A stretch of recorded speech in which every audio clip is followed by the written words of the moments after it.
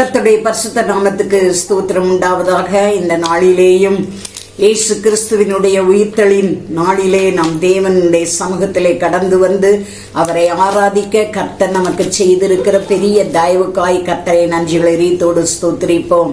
ஒரு விசை கூட தேவன் நாமம் நம்மிலே மகிமைப்படும்படியாய் தேவனுக்கு நன்றியை செலுத்துவோம். அவர் நமக்காய் இந்த உலகத்திற்கு கடந்து வந்து அவர் நம்முடைய பாவங்களுக்காக மரித்து அடக்கம் பண்ணப்பட்டு உயிர் தெழுந்திருக்கிறதை நாம் அறிவோம் தேவனுடைய பிள்ளைகளே.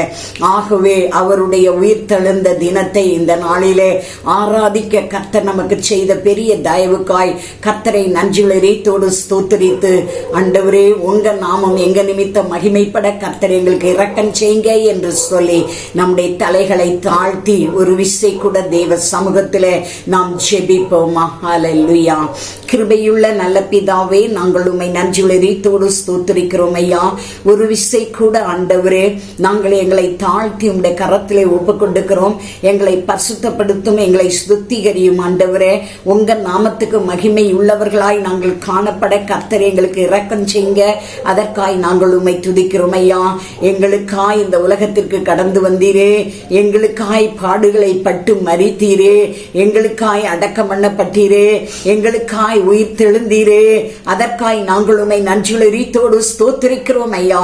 இந்த உயிர் தெழுந்த நாளிலேயும் உம்மை ஆராதிக்கும்படியாய் கர்த்தர் எங்களுக்கு கொடுத்த இந்த நல்ல தருணத்துக்காய் நாங்கள் உம்மை நன்றிகளை ரீத்தோடு ஸ்தோத்திரிக்கிறோம் ஆண்டவரே. மக்கு ஸ்தோத்திரம்.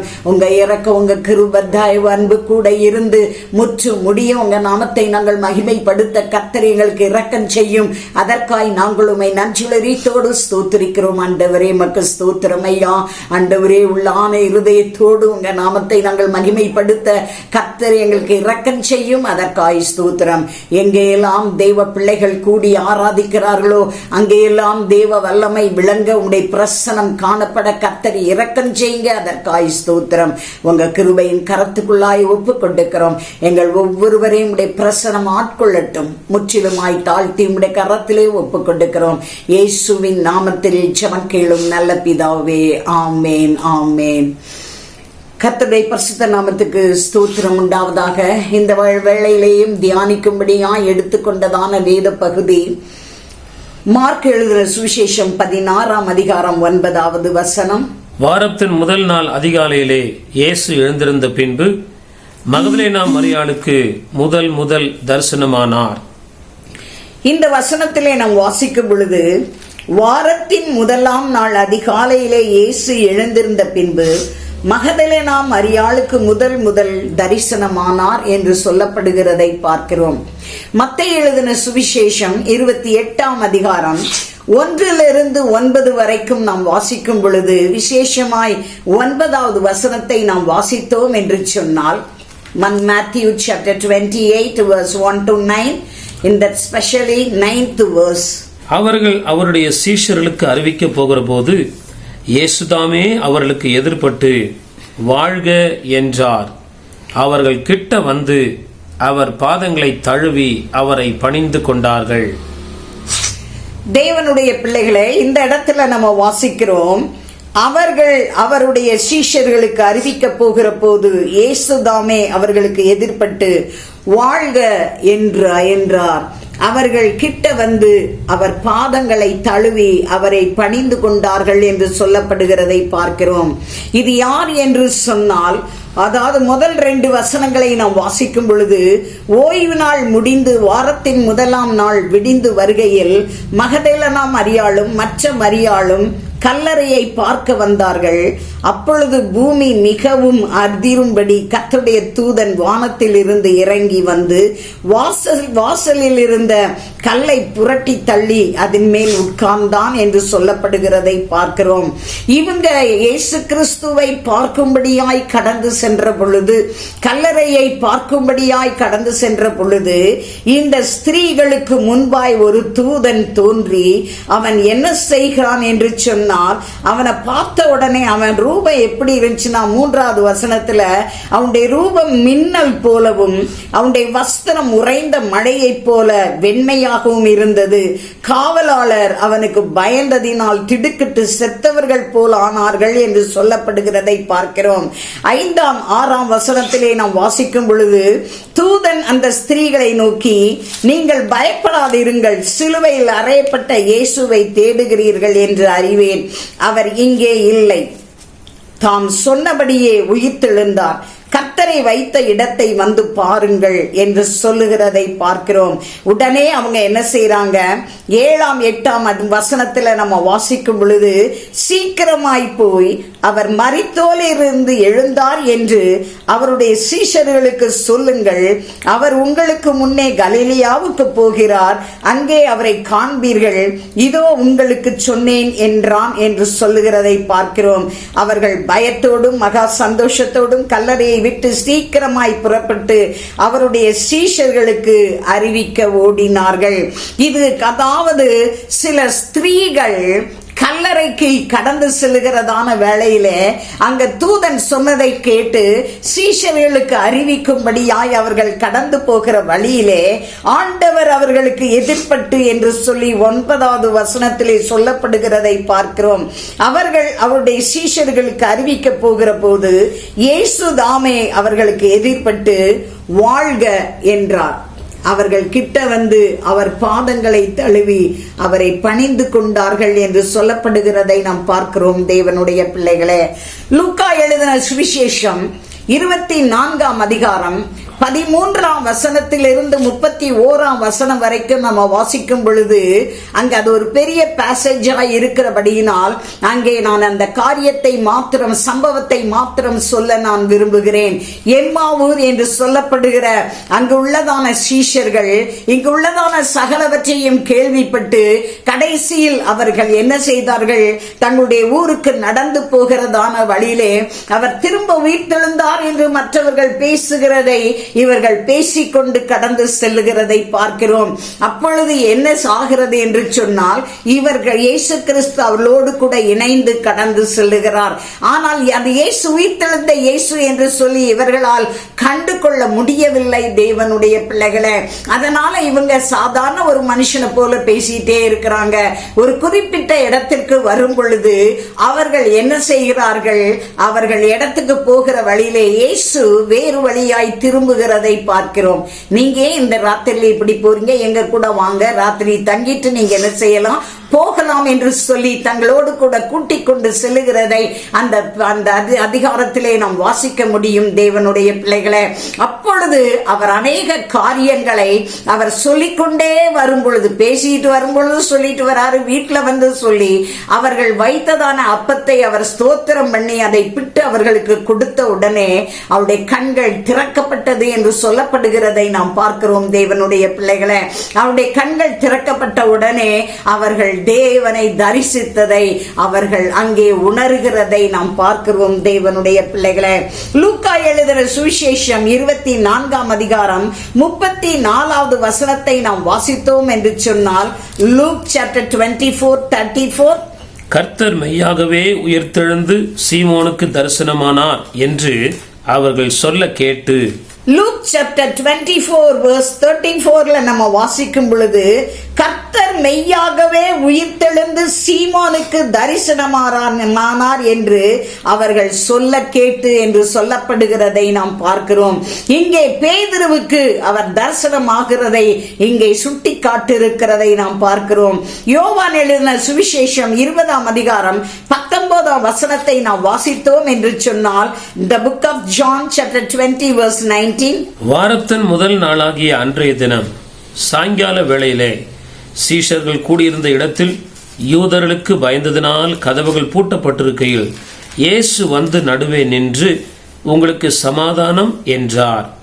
இந்த வசனத்தை வாசிக்கும் பொழுது, வாரத்தின் முதல் நாளாகிய அன்றைய தினம் சாயங்கால வேளையிலே சீஷர்கள் கூட்டியிருந்த இடத்தில் யூதர்களுக்கு பயந்ததினால் கதவுகள் பூட்டியிருக்கையில் இயேசு வந்து நடுவே நின்று, உங்களுக்கு சமாதானம் என்றார் என்று சொல்லி அங்கே சொல்லப்படுகிறதை நாம் பார்க்கிறோம். தேவனுடைய பிள்ளைகளே, அப்போ சீஷர்களுக்கு இயேசு என்ன செய்கிறார்?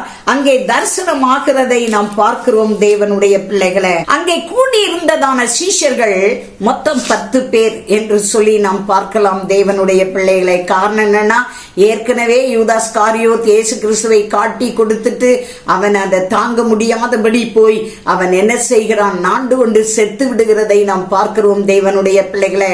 இன்னும் அதே அதிகாரத்துல 24வது வசனத்தை நம்ம வாசித்தோம்னு சொன்னா 24 chapter 20 John chapter 20 verse 24. இயேசு வந்திருந்த போது 12 ஒருவனாகிய திதுமு என்னப்பட்ட தோமா என்பவன் அவர்களுடனே கூட இருக்கவில்லை. இந்த சம்பவம் நடக்கிறதான வேளையில சீஷர்கள் 10 பேர் மாத்திரம் அங்கே இருக்கிறார்கள். அந்த 10 சீஷர்களுக்கும் அங்க இருந்ததான ஸ்திரீகளுக்கும் அவர் என்ன செய்கிறார்? அவர் தரிசனம் கொடுக்கிறதை பார்க்கிறோம். 2 பேர் மிஸ்ஸிங். எப்படி? அங்க தோமா இல்லை என்று சொல்லி 24ஆம் அதிகாரத்துல 24ஆம் வசனத்துல நம்ம வாசிக்கிறோம். அதோடு மட்டுமல்ல, ஏற்கனவே யூதாஸ் காரியோத் இயேசு கிறிஸ்துவை காட்டி கொடுத்து விட்டு அவன் அதற்கு பிறகு மனம் உடைந்து அவன் போய் நாண்டு கொண்டு செத்து விடுகிறான் தேவனுடைய பிள்ளைகளை. இந்த 10 பேருக்கும் அவர் என்ன செய்கிறார்? அங்கே தரிசனமாகிறதை நாம் பார்க்கிறோம் தேவனுடைய பிள்ளைகளை. யோவான் எழுதின சுவிசேஷம் 21ஆம் அதிகாரம் 1ஆம் 2ஆம் வசனத்தை நாம் வாசித்தோம் என்று சொன்னால், யோவான் எழுதின சுவிசேஷம் John chapter 21 verse 1 and 2. இவைகளுக்கு பின்பு இயேசு திபேரியா கடற்கரையிலே மறுபடியும் சீஷருக்கு தம்மை வெளிப்படுத்தினார்.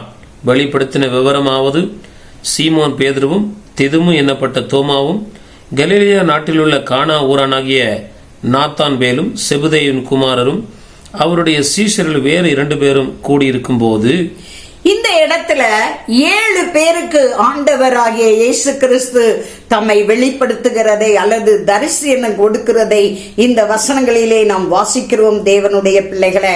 இந்த 2 வசனத்துல நம்ம வாசிக்கும் பொழுது, இவைகளுக்கு பின்பு இயேசு திபேரியா கடற்கரையிலே மறுபடியும் சீஷருக்கு தம்மை வெளிப்படுத்தினார்.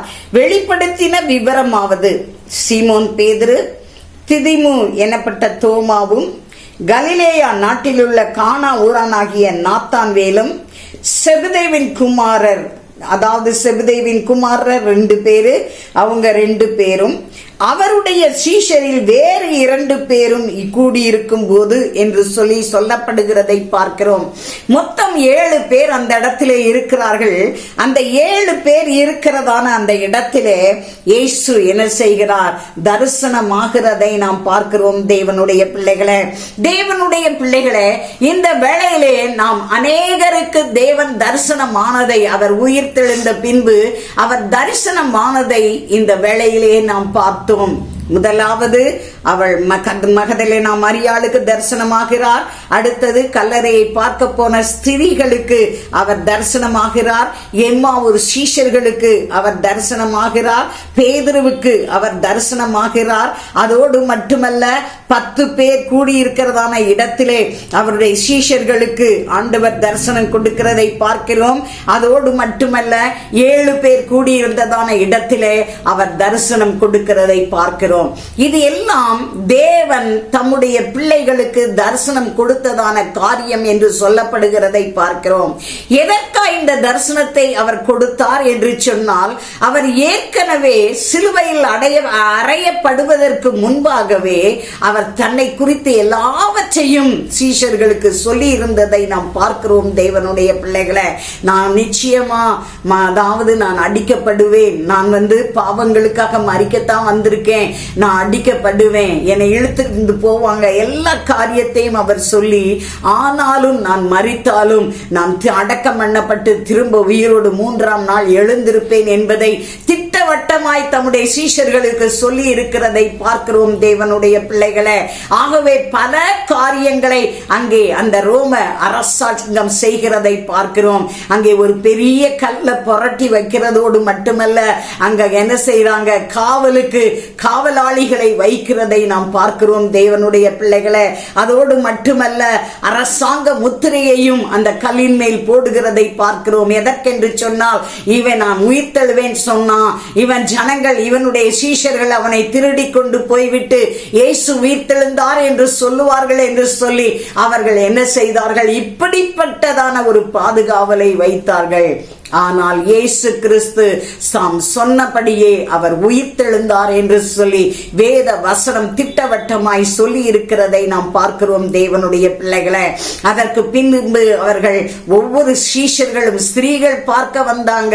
ஆனால் சில சீஷர்கள் பயந்து போய் இருந்ததை நாம் பார்க்கிறோம். அதோடு மட்டுமல்ல, சந்தேகத்தோடு பேசிக்கொண்டு போனதான எம்மாவூர் சீஷர்களுக்கும் ஆண்டவர் அவர்களுக்கு விளக்கி சொல்லுகிறதை பார்க்கிறோம். இப்படியாய் அநேகருக்கு தரிசனம் கொடுக்கிறதற்கான காரணம் என்ன என்று சொன்னால், அவர்களை முதல்ல தான் உயிரோட எழுந்தேன் என்பதை உறுதிப்படுத்தும்படி, இரண்டாவதாய் பார்க்கும் பொழுது அவர்களை திடப்படுத்த, பலப்படுத்த, அவர்கள் எல்லா பயத்திலிருந்தும் அவர்கள் விடுதலையாக வேண்டும் என்று சொல்லி ஆண்டவர் விரும்பினபடியினால் இப்படி அநேகருக்கு அவர் தரிசனமானார் என்று சொல்லப்படுகிறதை பார்க்கிறோம். தோமாவுடைய வாழ்க்கையெல்லாம் பார்க்கும்போது அவன் ஒரு தடவை இல்லை, ஆனா அடுத்த தடவை இருக்கும்போது ஆண்டவர் சொல்றாரு, நீ உன்னுடைய கைய என்னுடைய விழாவில் போட்டு பாரு என்று சொல்லுகிறதை பார்க்கிறோம். என்னுடைய உள்ளங்கையில உன்னுடைய விரலை போட்டு பாரு என்று சொல்லுகிறதை பார்க்கிறோம் தேவனுடைய பிள்ளைகளை. அதோடு மட்டுமல்ல, ஆண்டவர் சொல்லுகிறதான காரியம், கண்டு விசுவாசிக்கிறவனை விட காணாமல் விசுவாசிக்கிறவனே பாக்கியவான் என்று சொல்லி சொல்லப்படுகிறதை நாம் பார்க்கிறோம் தேவனுடைய பிள்ளைகளை. தேவனை விசுவாசிக்கும்படியாய் ஆண்டவர் உங்களுக்கும் எனக்கும் கிருபை செய்தபடியினால் கர்த்தரை நன்றியுள்ள ரீதியோடு ஸ்தோத்திரிப்போம். அதோடு மட்டுமல்ல, இன்னும் சில காரியங்களை நாம் தியானிக்கும்படியாய் இந்த வேளையிலே கடந்து வந்திருக்கிறோம்.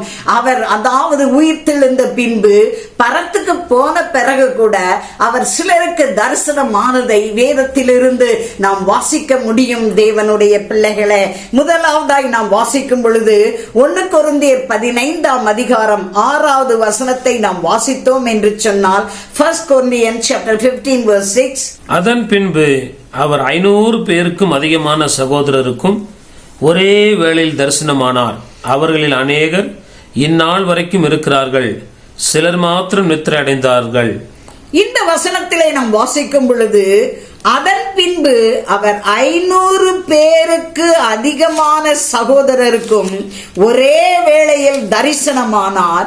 அவர்களில் அநேகர் இந்நாள் வரைக்கும் இருக்கிறார்கள். இந்நாள் வரைக்கும் இருக்கிறார்கள்னா பவுலுடைய காலம் வரைக்கும் அவர்கள் இருக்கிறார்கள் என்று சொல்லுகிறதை பார்க்கிறோம். சிலர் மாத்திரம் நித்திரை அடைந்தார்கள் என்று பவுல் எழுதுகிறதை நாம் பார்க்கிறோம் தேவனுடைய பிள்ளைகளை. 500 பேருக்கு அதிகமான சகோதரருக்கு ஒரே வேளையில் தரிசனமானார் என்பது எந்த நேரம் என்று சொன்னால், அவர் பரத்துக்கு எடுத்துக்கொள்ளப்படுகிறதான அந்த நேரத்திலே 500 பேருக்கும் அதிகமான பேர் அவரை தரிசித்தார்கள் என்று சொல்லி வேதம் திட்டவட்டமாய் சொல்லி இருக்கிறதை நாம் பார்க்கிறோம் தேவனுடைய பிள்ளைகளை. இந்த காரியம் எதற்கென்று சொன்னால், ஏன் அவர் இவர்களுக்கு 500 பேருக்கும் அதிகமான அந்த தேவ பிள்ளைகளுக்கு அவர் தரிசனம் கொடுத்ததுடைய நோக்கம், அவர்கள் விசுவாசத்திலே இன்னும் நிலைத்திருக்க வேண்டும் என்பதற்காகவே தேவனுடைய பிள்ளைகளை. அவர்கள் இன்னும் விசுவாசிக்க வேண்டும், இன்னுமாய் தேவனுடைய நாமத்தை மகிமைப்படுத்த வேண்டும், இயேசு கிறிஸ்து சொன்னதான சகல காரியங்களின்படியும் தங்களை அர்ப்பணித்து ஜீவிக்க வேண்டும் என்கிறதான அந்த ஒரே நோக்கத்தோடு அவர் என்ன செய்தார்? தன்னை வெளிப்படுத்தினதை பார்க்கிறோம் தேவனுடைய பிள்ளைகளை.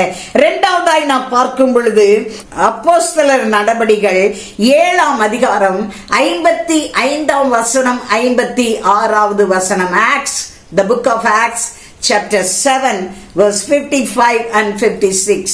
அவன் பரிசுத்த ஆவியினாலே நிறைந்தவனாய் வானத்தை அண்ணாந்து பார்த்து தேவனுடைய மகிமையையும் தேவனுடைய வலது பார்சத்தில் இயேசுவானவர் நிற்கிறதையும் கண்டு, அதோ வானங்கள் திறந்திருக்கிறதையும் மனுஷகுமாரன் தேவனுடைய வலது பார்சத்தில் நிற்கிறதையும் காண்கிறேன் என்றான். இந்த வசனத்திலே நாம் வாசிக்கும் பொழுது, இந்த வசனம் சொல்லுகிறது, ஸ்தேவான் என்று சொல்லப்படுகிறதான ஒரு தேவ மனிதன், அவன் அப்போஸ்தலர்களோட கூட என்ன செய்யறான்? இருக்கிறான். அவன் என்ன செய்யறான்? அதுக்கு முன்னாலெல்லாம் அவனை பார்க்கும் பொழுது, அதாவது அப்போஸ்தலர்கள் எல்லாருடைய அப்போஸ்தலருடைய பாதபடியில எல்லாரும் தங்களுடைய நிலங்களையும் தங்களுடைய வீடுகளையும் விற்று கொண்டு வந்து அங்கே அப்போஸ்தலருடைய பாதபடியிலே வைக்கிறதை நாம் பார்க்கிறோம் தேவனுடைய பிள்ளைகளை. ஆனால் அப்படி வைத்துக்கொண்டு எந்த ஒரு குறையும் இல்லாம அவங்க நடத்தி கொண்டு இருக்கிறதான வேளையிலே சிலர் என்ன செய்கிறார்கள் என்று சொன்னால், முதலாவது வசனத்திலே நாம் வாசித்தோம் என்று சொன்னால் 6ஆம் அதிகாரம் 1ஆம் வசனத்துல, அந்நாட்களிலே சீஷர்கள் பெருகின போது கிரேக்கரானவர்கள் தங்கள் விதவைகள் அன்றாட விசாரணையில் திட்டமாய் விசாரிக்கப்படவில்லை என்று எபிரேயருக்கு விரோதமாய் முறுமுறுத்தார்கள் என்று சொல்லப்படுகிறதை பார்க்கிறோம். ஆகவே இந்த அப்போஸ்தலர் என்ன செய்றாங்க? நாங்க இனிமே ஜெபிப்பதிலேயும் போதிப்பதிலேயும் ஊழியம் செய்வதிலேயும் தான் நாங்க தரித்திருப்போம். மற்றபடி இந்த பந்தி விசாரிப்பு செய்கிறதான இந்த வேலையை தேவனுடைய ஆவியினால் நிரப்பப்பட்டவர்கள், விசுவாசம் உள்ளதான ஜனங்கள், அதோடு மட்டுமல்ல பரிசுத்த ஆவியினால் நிறைந்து ஞானம் நிறைந்தவர்களாய் நற்சாட்சி பெற்றவர்களாய் உள்ளதான 7 பேரை தெரிந்து கொள்ளுங்கள் என்று சொன்ன பொழுது அவர்கள் 7 பேரை தெரிந்து கொண்டு வந்து அப்போஸ்தலருக்கு முன்பாய் நிற்க வைக்கிறதை பார்க்கிறோம். இவர்கள் அப்போஸ்தலருக்கு முன்பாய் நிற்க வைத்ததான அந்த சூழ்நிலையிலே அவர்களுக்காய் ஜெபித்து அவர்கள் செய்ய வேண்டிய வேலையை அவர்களுக்கு ஒப்பு கொடுக்கிறதை பார்க்கிறோம். அவருடைய வேலை என்னன்னா பந்தி விசாரிக்கிறது. வர்றவங்களுக்கெல்லாம் சரியா எல்லாத்தையும் என்ன செய்யணும். அப்படிப்பட்டதான ஒரு நிலைமையிலே அவர்களை நிறுத்துகிறதை பார்க்கிறோம். ஆனால் இவருடைய குவாலிபிகேஷன் என்னன்னு சொல்லி அழகா என்ன செஞ்சிருக்கு? 6ஆம் அதிகாரம் 3ஆம் வசனத்துல சொல்லி இருக்கு, பரிசுத்த ஆவியும் ஞானமும் நிறைந்து நற்சாட்சி பெற்றிருக்கிற என்று சொல்லப்படுகிறதை நாம் பார்க்கிறோம் தேவனுடைய பிள்ளைகளை. இந்த 7 பேர்ல ஸ்தேவான் என்று சொல்லப்படுகிறதான ஒரு நபரும் உண்டு. இவனுக்கு கீழே நம்ம அந்த 6ஆம் அதிகாரத்துல கீழே வாசிக்கும் பொழுது 7ஆம் 8ஆம் வசனத்திலே நாம் வாசிக்கும் பொழுது, தேவ வசனம் விருத்தி அடைந்து சீஷருடைய தொகை எருசலேமில் மிகவும் பெருகிற்று, ஆசாரியர்களில் அநேகரும் விசுவாசத்துக்கு கீழ்ப்படிந்தார்கள் என்று சொல்லுகிறதோடு மட்டுமல்ல, ஸ்தேவான் விசுவாசத்தினாலும் வல்லமையினாலும் நிறைந்தவனாய் ஜனங்களுக்குள்ளே பெரிய அற்புதங்களையும் அடையாளங்களையும் செய்தான் என்று சொல்லப்படுகிறதை நாம் பார்க்கிறோம். அதுவரை அதாவது அப்போஸ்தலர்கள் தான் பெரிய காரியங்கள் எல்லாம் செஞ்சாங்கன்னு சொல்லி அவங்களை பிடிச்சு சிறைச்சாலையில போடுறது, அடிக்கிறது, இப்படிப்பட்ட சில உபத்திரவங்களை கொடுத்ததை நாம் பார்க்கிறோம். ஆனா இங்க ஸ்தேவானும் தேவனுடைய நாமத்துக்கு மகிமையாய் அவன் எழும்பி கிரியை செய்ய ஆரம்பித்த உடனே ஸ்தேவானையும் என்ன செய்கிறார்கள்? அவனை கல்லெறிந்து கொல்ல வேண்டும் என்று சொல்லி இந்த 7ஆம் அதிகாரத்திலே நாம் வாசிக்க முடியும் தேவனுடைய பிள்ளைகளை. அவனை என்ன செய்கிறார்கள்? நகரத்துக்கு வெளியே இழுத்துக்கொண்டு போய் அவனை வைத்து அவன் மேல் கல்லறியும்படி அவர்கள் என்ன செய்கிறார்கள்? எத்தனைப்படுகிறார்கள். அப்பொழுது அவன் என்ன செய்கிறான் என்று சொன்னால் 55ஆம் 56ஆம் வசனத்திலே நாம் வாசிக்கும் பொழுது, அவன் பரிசுத்த ஆவியினாலே நிறைந்தவனாய் வானத்தை அண்ணாந்து பார்த்து தேவனுடைய மகிமையும் தேவனுடைய வலது பார்சத்தில் இயேசுவானவர் நிற்கிறதையும் கண்டு, அதோ வானங்கள் திறந்திருக்கிறதையும் மனுஷகுமாரன் தேவனுடைய வலது பார்சத்தில் நிற்கிறதையும் காண்கிறேன் என்று சொல்லுகிறதை பார்க்கிறோம். எல்லாரும் கல்லெறிறாங்க, சில கல்லுகளை வச்சுக்கிட்டு இருக்கிறாங்க. அந்த நேரத்தில் அவன் மேல கல்லெல்லாம் விழுகுது. ஆனா அவன் என்ன செய்யறான்? முழங்கால் படியிட்டு அவன் என்ன செய்கிறான்? இயேசுவை தரிசிக்கிறதை நாம் பார்க்கிறோம் தேவனுடைய பிள்ளைகளை. அவன் பரிசுத்த ஆவியினாலே நிறைந்தவனாய் வானத்தை அண்ணாந்து பார்த்து தேவனுடைய மகிமையையும் தேவனுடைய வலது பார்சத்தில் இயேசுவானவர் நிற்கிறதையும் கண்டு, அதோ வானங்கள் திறந்திருக்கிறதையும் மனுஷகுமாரன் தேவனுடைய வலது பார்சத்தில் நிற்கிறதையும் காண்கிறேன் என்று சொல்லுகிறதை நாம் பார்க்கிறோம் தேவனுடைய பிள்ளைகளை. இந்த ஸ்தேவான் தேவனை தரிசிக்கிறதற்குரிய காரியம் என்னவென்று சொன்னால், தேவனுக்கு முன்பாய் அவன் எதிர்கொண்டு போவதை நிரூபிக்கும்படியாய் அவன் அப்படியாய் அந்த தரிசனத்தை அடைகிறதை பார்க்கிறோம். அவன் கல்லெறிஞ்சு கொன்ன உடனே அவன் தேவ சமூகத்துக்கு போவான். அந்த நிலைமையில அவன் இருந்தபடியினால ஆண்டவர் அவனுக்கு கொடுத்ததான தரிசனம் எதுக்காகனா, நீ கவலைப்படாத, நீ கவலைப்படாத, நீ என்னுடைய சமூகத்துக்கு நீ வருவ அப்படின்னு சொல்லி தைரியப்படுத்தும்படியாய் அந்த தரிசனத்தை கொடுக்கிறதை நாம் பார்க்கிறோம் தேவனுடைய பிள்ளைகளே. மூன்றாவதாய் நாம் பார்க்கும் பொழுது அப்போஸ்தலர் 9ஆம் அதிகாரம் 1-6 வசனங்களை நாம் வாசித்தோம் என்று சொன்னால், அப்போஸ்தலர் 9ஆம் அதிகாரம் 1-6 வரைக்கும் உள்ளதான வசனங்களை நாம் வாசிக்கும் பொழுது, Acts chapter 9 verse 1-6, சவுல் என்பவன் இன்னும் கர்த்தருடைய சீஷரை பயமுறுத்தி கொலை செய்யும்படி சீறி பிரதான ஆசாரியரிடத்திற்கு போய், இந்த மார்க்கத்தாராகிய புருஷரை ஆகிலும் ஸ்திரீகளை ஆகிலும் தான் கண்டுபிடித்தால் அவர்களை கட்டி எருசலேமுக்கு கொண்டு வரும்படி தமஸ்குவில் உள்ள ஜெப ஆலயங்களுக்கு நிருபங்களை கேட்டு வாங்கினான். அவன் பிரயாணமாய் போய் தமஸ்குவுக்கு சமீபித்த போது சடுதியிலே வானத்திலிருந்து ஒரு ஒளி அவனை சுற்றி பிரகாசித்தது. அவன் தரையிலே விழுந்தான். அப்பொழுது, சவுலே சவுலே, நீ என்னை ஏன் துன்பப்படுத்துகிறாய் என்று தன்னுடனே சொல்லுகிற ஒரு சத்தத்தை கேட்டான். அதற்கு அவன், ஆண்டவரே, நீர் யார் என்றான். அதற்கு கர்த்தர், நீ துன்பப்படுத்துகிற இயேசு நானே. முள்ளில் உதைக்கிறது உனக்கு கடினமாம் என்றார். அவன் நடுங்கி திகைத்து, ஆண்டவரே, நான் என்ன செய்ய சித்தமா இருக்கிறீர் என்றான். அதற்கு கர்த்தர், நீ எழுந்து பட்டணத்துக்குள்ளே போ, நீ செய்ய வேண்டியது அங்கே உனக்கு சொல்லப்படும் என்றார். இந்த வசனங்களிலே நாம் வாசிக்கும் பொழுது நமக்கு தெரியும், நன்றாய் தெரிந்ததான ஒரு பகுதி. ஆகவே இந்த வேளையில நாம் வாசித்ததான இந்த 1-6 வரைக்கும் பவுல் ஆகிய சவுல் இவன் என்ன செய்கிறான் என்று சொன்னால், கிறிஸ்தவ ஜனங்களை உபத்திரப்படுத்தும்படி, சபைகளை துன்பப்படுத்தும்படி அவன் என்ன செய்கிறான், கடந்து செல்லுகிறதை நாம் பார்க்கிறோம் தேவனுடைய பிள்ளைகளை. அப்படி கடந்து செல்லுகிறதான வேளையிலே அங்கே என்ன நடக்கிறது என்று சொன்னால், அவன் பிரயாணமாய் போய் 3ஆம் வசனம், அவன் பிரயாணமாய் போய் தமஸ்குக்கு சமீபித்த போது சடிதியிலே வானத்திலிருந்து ஒரு ஒளி அவனை சுற்றி பிரகாசித்தது. அவன் தரையிலே விழுந்தான். அப்பொழுது, சவுலே சவுலே, நீ என்னை ஏன் துன்பப்படுத்துகிறாய் என்று தன்னுடனே சொல்லுகிற ஒரு சத்தத்தை கேட்டான். அதற்கு அவன், ஆண்டவரே, நீர் யார் என்றான். அதற்கு கர்த்தர், நீ துன்பப்படுத்துகிற இயேசு நானே. முள்ளில் உதைக்கிறது உனக்கு கடினமாம் என்றார். அவன் நடுங்கி திகைத்து, ஆண்டவரே, நான் என்ன செய்ய சித்தமாய் இருக்கிறீர் என்றான். அதற்கு கர்த்தர், நீ எழுந்து பட்டணத்துக்குள்ளே போ, நீ செய்ய வேண்டியது அங்கே உனக்கு சொல்லப்படும் என்றார் என்று சொல்லப்படுகிறதை பார்க்கிறோம். ஆண்டவர் சவுலை சந்தித்ததான நோக்கம், சவுலை சந்தித்து பவுலாய் மாற்றினதான நோக்கம், முதலாவது அவனை ரட்சிக்க, அவனுக்கு வேண்டிய கிருபைகளை கட்டளையிட. அதுக்கு பிறகு அதே அதிகாரத்துல 15-15ஆம் வசனமும் 16வது வசனம் 15 and 16 நம்ம வாஸ்தம் சொன்னா, அவனை குறித்ததான நோக்கம் நிறைவேற கர்த்தர் அவனுக்கு தரிசனமானார் என்பதை நாம் அறிய முடியும் தேவனுடைய பிள்ளைகளை.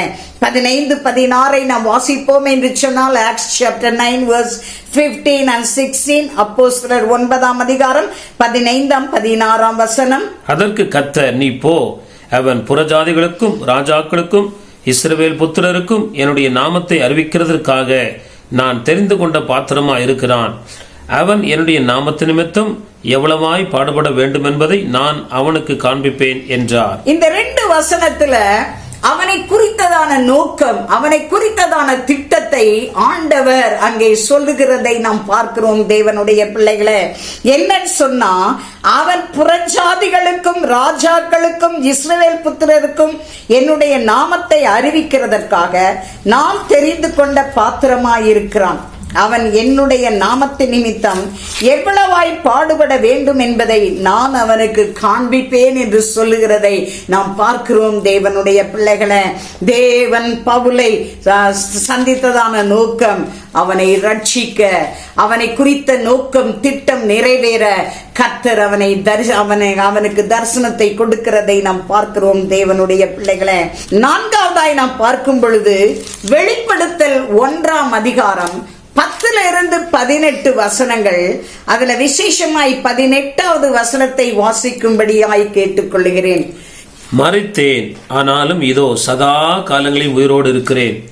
ஆமென். நான் மரணத்திற்கும் பாதாளத்திற்கும் உரிய திறவுகோல்களை உடையவராயிருக்கிறேன். இந்த வசனம் சொல்லுகிறது, மரித்தேன், ஆனாலும் இதோ சதா காலங்களிலும் உயிரோடு இருக்கிறேன். ஆமேன். நான் மரணத்திற்கும் பாதாளத்திற்கும் உரிய திறவுகோல்களை உடையவராய் இருக்கிறேன் என்று சொல்லுகிறதை பார்க்கிறோம். இதை யார்கிட்ட சொல்றாருன்னு சொன்னா, அதாவது யோவானிடம் அங்கே சொல்லுகிறதை நாம் பார்க்கிறோம். தேவனுடைய பிள்ளைகளை, இந்த யோவான் முதல்ல இருந்தே நம்ம வாசித்தோம்னு சொன்னா, ஆக்சுவலி 10ஆம் வசனத்துல இருந்து நம்ம வாசிக்கும் பொழுது அப்போஸ்தலர் வெளிப்படுத்தல் 1ஆம் அதிகாரம் 10ஆம் வசனத்தில் இருந்து நம்ம வாசிக்கும் பொழுது அங்கே சொல்லப்படுகிறது, எப்படியெல்லாம் ஆண்டவரை அவன் தரிசித்தான் என்று சொல்லி அங்கே சொல்லப்படுகிறதை நாம் பார்க்கிறோம். அதாவது பாட்பாட்டா அவன் ஆண்டவரை அப்படியே அவன் என்ன செய்கிறான், விவரிக்கிறதை நாம் பார்க்கிறோம். தேவனுடைய பிள்ளைகளை, அப்படிப்பட்ட தேவனை அவன் தரிசித்த உடனே அவன் என்ன செய்யறான், அவருடைய பாதத்திலே செத்தவனை போல விழுந்தேன் என்று சொல்லுகிறதை பார்க்கிறோம். ஆண்டவராகிய இயேசு கிறிஸ்து அவனுக்கு 18ஆம் வசனத்துல சொல்லும் பொழுது, மரித்தேன், ஆனாலும் இதோ சதா காலங்களிலேயும் உயிரோடு இருக்கிறேன். ஆமேன்.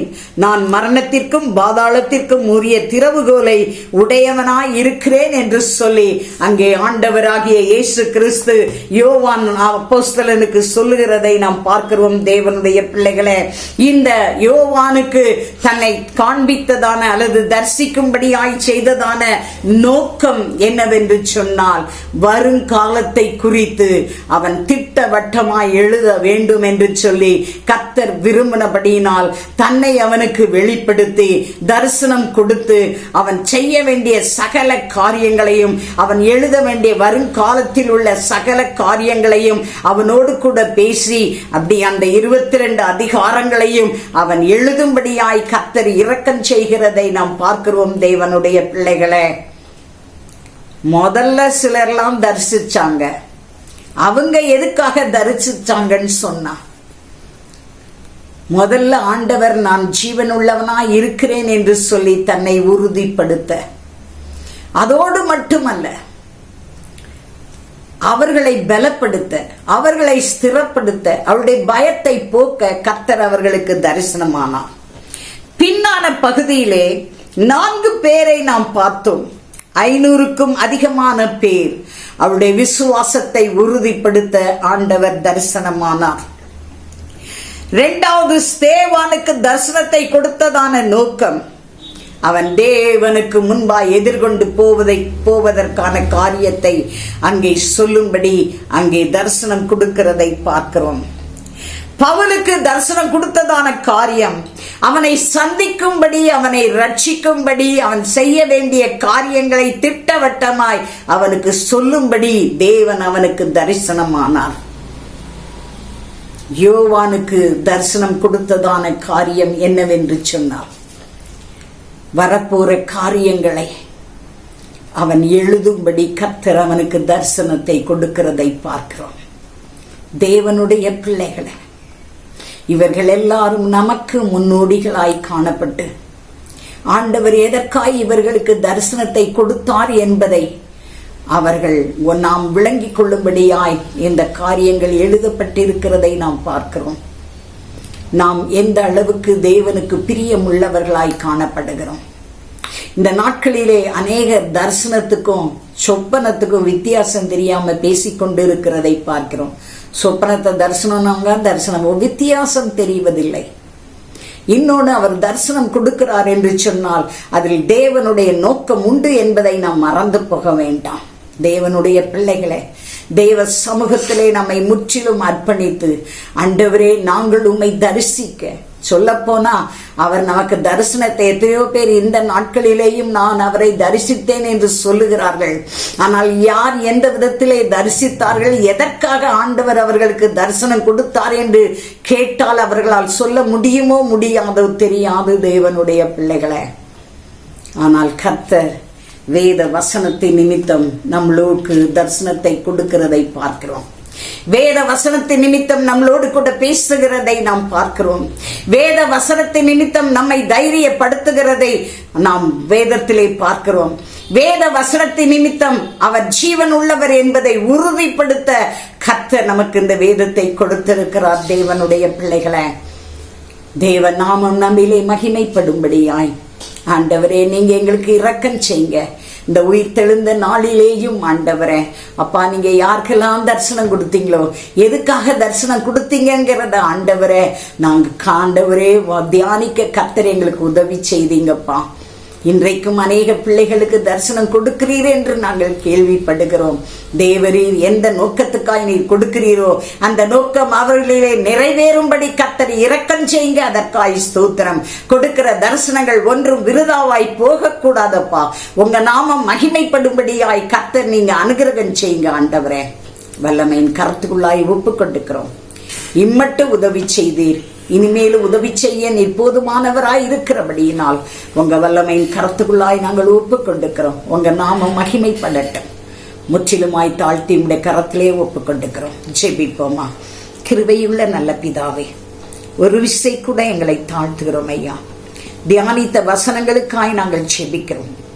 எதற்காய் ஆண்டவரே அப்பா, யாருக்காக எதற்கெல்லாம் நீங்க தரிசனமானீங்கிறதான அந்த காரியத்தை தியானிக்க கர்த்தர் எங்களுக்கு இரக்கம் செய்தீங்களே, ஒரு விசை கூட எங்களுக்கு இறங்குங்கப்பா. உம்முடைய வசனத்தின் நிமித்தம் நாங்கள் உம்மை தரிசிக்க கர்த்தர் எங்களுக்கு இரக்கம் செய்யுங்க. அதற்காய் ஸ்தோத்திரம். சிலர் இந்த நாட்களிலேயும் தரிசனத்தை பார்க்கிறார்கள். ஆனால் எதற்காய், என்ன நோக்கம் என்பதை அறிந்து கொள்ள, உணர்ந்து கொள்ள, ஒப்பு கொடுக்க கர்த்தர் இரக்கம் செய்யுங்க. அதற்காய் ஸ்தோத்திரம். இரக்கத்தின் கருத்துக்குள்ளாய் ஒப்பு கொடுக்கிறோம். ஆசீர்வதியும் காத்துக்கொள்ளும், வழி நடத்தும், பலப்படுத்தும். இயேசுவின் நாமத்தில் ஜெபக்கேளும் நல்ல பிதாவே. ஆமென், ஆமென்.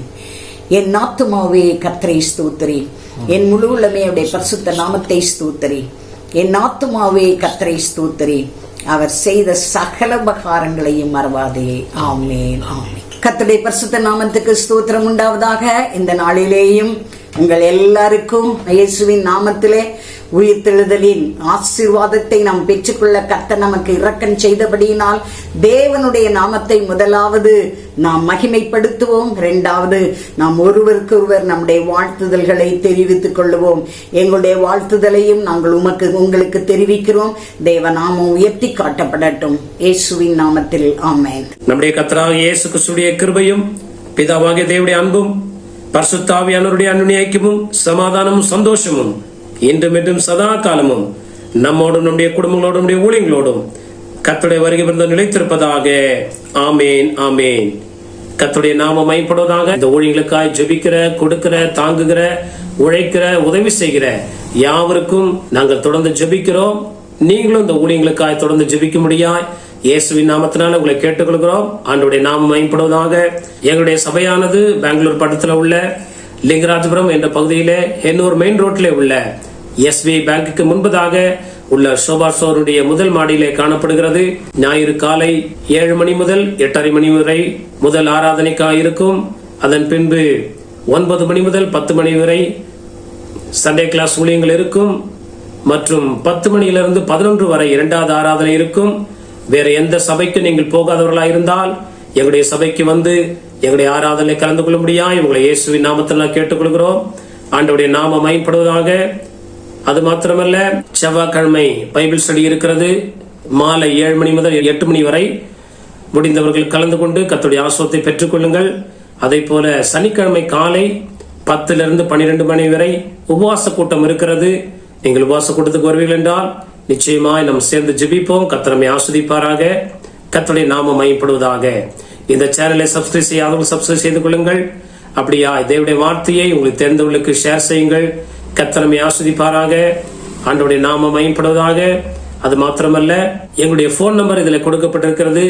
முக்கியமான ஜெப அவசர தேவைக்கு நீங்கள் போன் செய்வீர்கள் என்றால் உங்களுக்கு நாங்கள் எப்பொழுதும் ஜெபிக்க ஆயத்தமா இருக்கிறோம். கர்த்தர் நம்மை ஆசீர்வதிப்பாராக. ஆமென், ஆமென்.